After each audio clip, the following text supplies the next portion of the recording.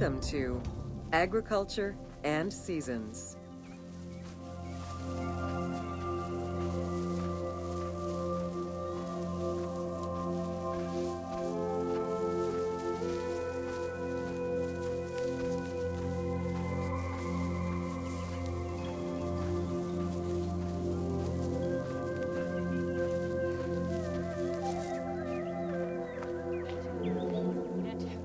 While crops were cultivated in different oases around the desert, most of the arable lands were near the Nile.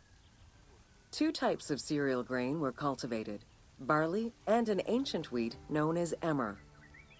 These two key ingredients contributed in establishing bread and beer as the staple of the Egyptian diet and the basis of its economy.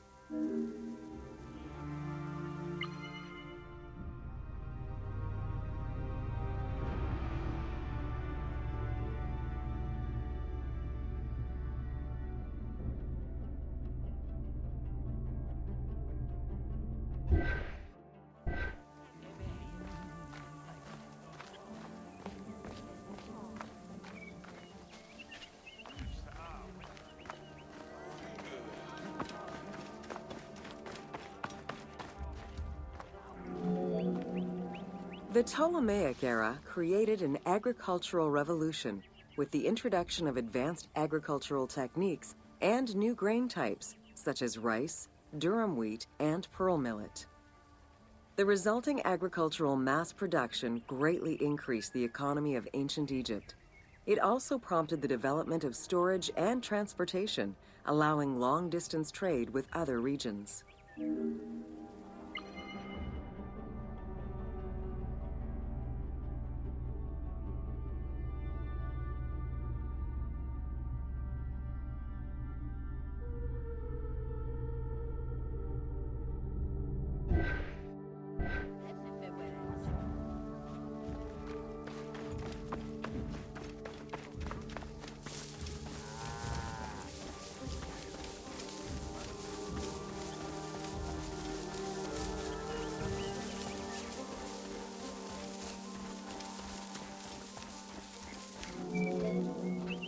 Both bread and beer rations were part of a system of barter payment.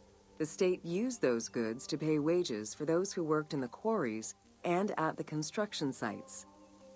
Beer was so important to ancient Egyptians, they had a goddess of beer brewing, Tenenet. Tenenet is seen in many paintings and sculptures with beer, and women are depicted as the primary beer makers.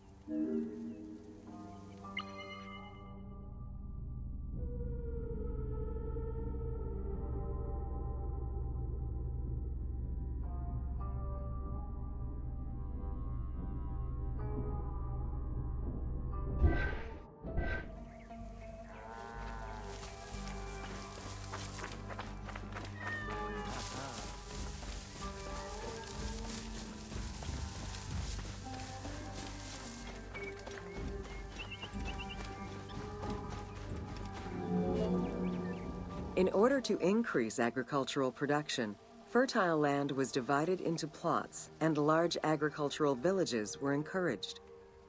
The state and temples were the biggest landowners.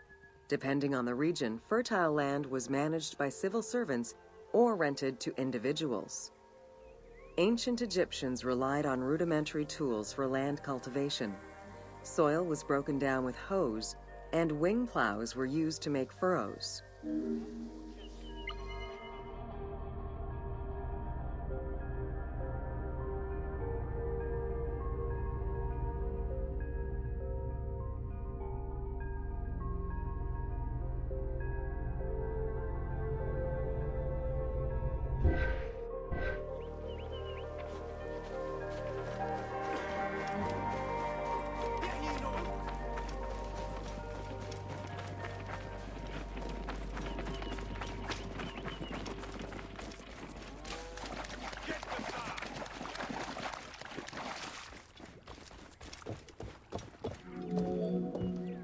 The three seasons known as Akhet, Peret, and Shemu corresponded to a specific phase of the agricultural process and the river's natural changes. Akhet was the time of the flood, beginning with the appearance of the star Sirius in July.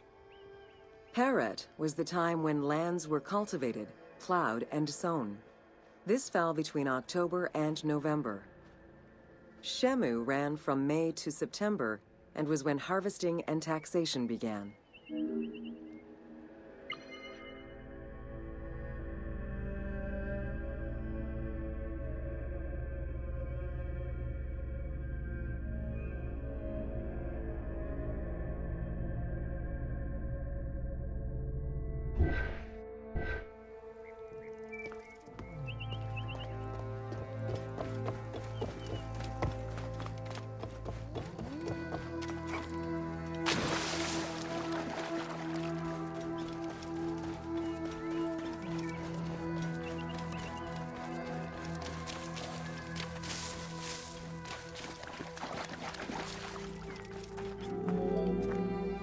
The pharaoh's duty was to uphold order against chaos and provide for his people.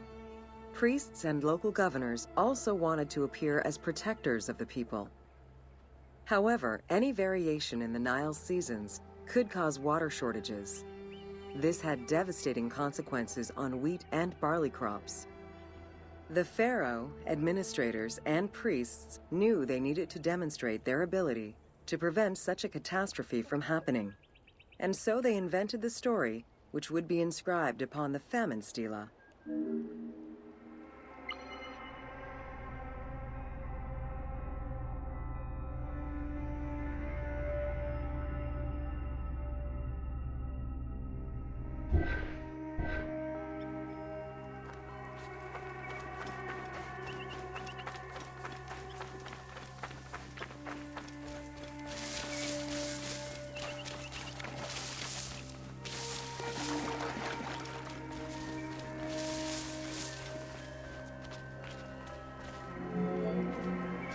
The story begins with the pharaoh worried for his people. The Nile hasn't flooded in years, and his people are starving. In search of the origins of the flooding, Djoser seeks out Khnum, the protector god of the region and the source of the drought. Djoser gives the god offerings and orders his priests to restore the temple of Khnum. These offerings please the god, and the floods are restored. This story was intended to highlight the importance of the deity in everyone's daily lives, while also demonstrating the crucial role that the priests and the king played in feeding and protecting the people of Egypt.